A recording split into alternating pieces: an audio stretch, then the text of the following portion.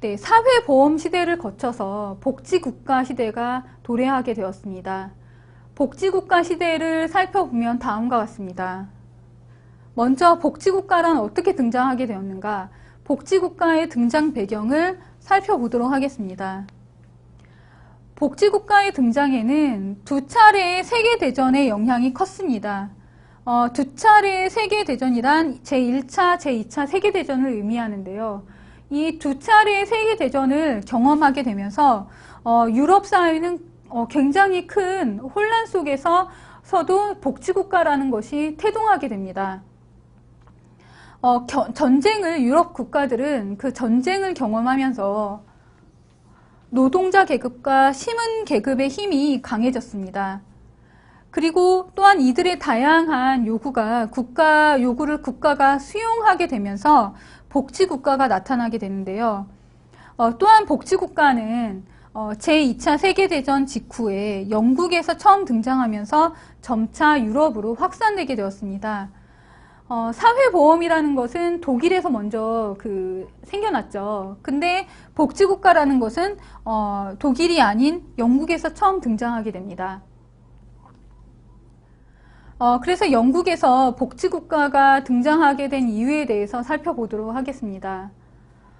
제2차 세계대전 후에 영국에서는 노동당이 집권을 하게 되었습니다.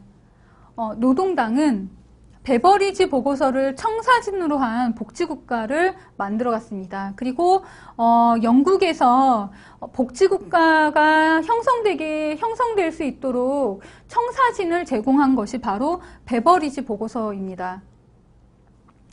그리고 영국에서는 계급 관계가 크게 변화되게 되었습니다.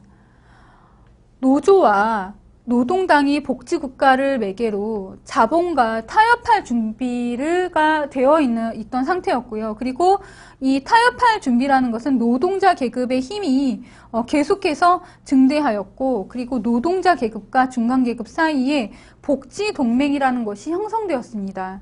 그리고 자본의 복지국가에 대한 암묵적 수락, 이런 것들을 토대로 해서 이제 영국에서 복지국가가 등장하게 되었고요. 그리고 제2차 세계대전의 영향 또한 영국에서 복지국가가 형성되게 되는데 큰 영향을 미쳤습니다. 전쟁은 중간계급의 태도를 변화시켰습니다. 영국에서 중간계급은 전통적으로 보수당 쪽이었습니다. 그런데 전쟁이라는 것은 영국 본토 또는 유럽 본토에서 나타난 세계대전은 중간 계급에게도 무차별적 위험을 안겨주었으며 전시의 국가 통제에 익숙해졌습니다. 그래서 전시의 국가 통제라는 것은 과거의 전시 전에는 전쟁 전에는 부유한 사람이 이용하는 병원과 부유하지 않은 사람이 이용하는 병원이 달랐습니다. 그런데 전시국 체제에서는 이러한 병원을 세분화할 겨를이 없었습니다.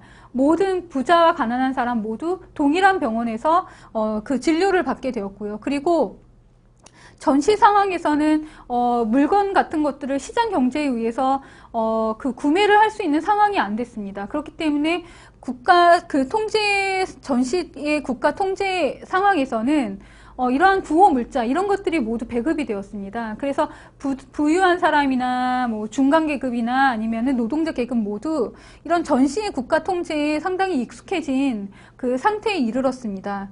그렇게 됨에 따라서 중간 계급 또한 이러한 전쟁이라는 어떤 위기 상황에서는 무차별적 위험이 모두 자신들의 계급에도 똑같이 적용된다라는 것을 인식하게 되었습니다.